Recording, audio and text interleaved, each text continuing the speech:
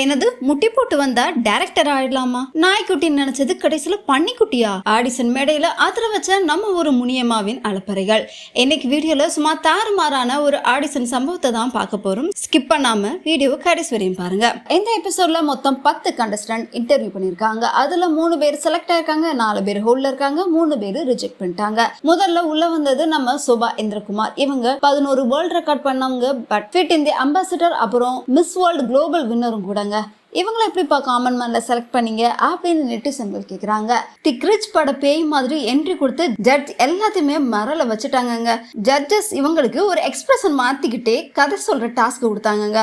Judges expression card காட்ட இவங்க சொன்ன கதை இருக்கே அப்பா உலக மகா ட்விஸ்ட்டுங்க. காலேஜ் படிக்கும்போது ஒரு பையன் பின்னாடி சுத்தினானா, வண்டியில போகும்போது குறுக்க வந்த நாய் மேல ஏத்திட்டாங்களாம். ஆனா அது நாயே இல்லையாம், பன்னிக்குட்டியாம். அதுவும் இல்லையாம், பின்னாடி வந்தானே அந்த பையன் அவனோட ஆளாம். என்னமா கதை இது! ஜட்ஜஸ் கைட்டாங்க. அடுத்து வந்தார் பாருங்க நம்ம சோசியல் மீடியா வீரன் தமிழரசு. எதுக்கடா முட்டி போட்டு வர்றீங்கன்னு கேட்டா, சோசியல் மீடியால அச்சீவ் பண்ணணுமா, ஆனா இப்ப மெச்சூரிட்டி ஆயிட்டாராம். இவரோட இன்ஸ்பிரேஷன் யார் தெரியுமா? நம்ம டைரக்டர் பிரதீப் ரங்கநாதனா. நானும் டைரக்டர் ஆக போறேன்னு கெத்தா சொன்னாரு. ஆனா ஜட்ஜஸ் ஒரு சீன் சொல்லுங்கன்னு கேட்டா, எனக்கு இன்னும் கத்துக்கல அப்படின்னு பல்பு வாங்குறாரு. கடைசியில ஜட்ஜஸ் ரெட் கார்டு காட்டி வீட்டுக்கு அனுப்பிச்சிட்டாங்க. ஆனா இந்த ஆடிஷனுக்கு ஒரு மகுடம் சூட்டுற மாதிரி வந்தாங்க பாருங்க. கமுதி பக்கத்துல இருந்து முனியம்மாக்கா வந்த உடனே மேடையை பார்த்து அரண்மனைக்கு வந்த மாதிரி இருக்குன்னு ஆச்சரியப்பட்டாங்க. அவங்க மனசு தங்கங்க. அவங்க சிரிப்புக்கு முன்னாடி எந்த மேக்கப்புமே நிக்காது. அவங்க அம்மா இவங்கள காக்கா மாதிரி இருக்குன்னு சொன்னப்ப வருத்தப்பட்டாங்களாம். ஆனா அவங்க புருஷன் சீமான் மட்டும் எனக்கு இந்த பொண்ணை பிடிச்சிருக்குன்னு கை பிடிச்சாராம். மேடையில தான் புருஷன் சீமானுக்கு போனை போட்டு நிசியூடி ஐ லவ் யூடின்னு இவங்க பேசின கொஞ்சல் இருக்கே அடடா. அது மட்டும் இல்லைங்க, பிக் பாஸ் வீட்டுக்குள்ள போனா ஜூலி இருந்த இடத்துல நான் இருந்தா வேற லெவல்ல இருந்திருக்கும்னு சொல்லி எல்லாரையும் சிரிக்க வச்சுட்டாங்க.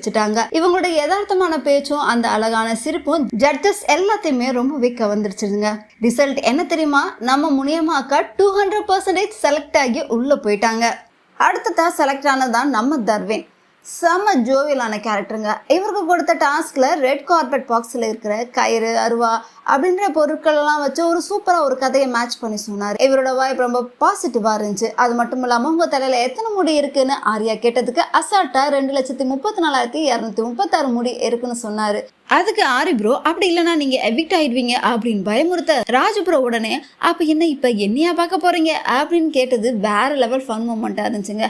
இவரும் கெத்தா செலக்ட் ஆயிட்டாரு. உண்மையான யதார்த்தத்துக்கும் பாசத்துக்கும் எப்பவுமே பிக் பாஸ்ல தனி இடம் இருக்கு அப்படின்றத முனியம்மாக்கா நிரூபிச்சுட்டாங்க. பல சுவாரஸ்யமான வீடியோக்களும் நம்ம பேஜை ஃபாலோ பண்ணுங்க.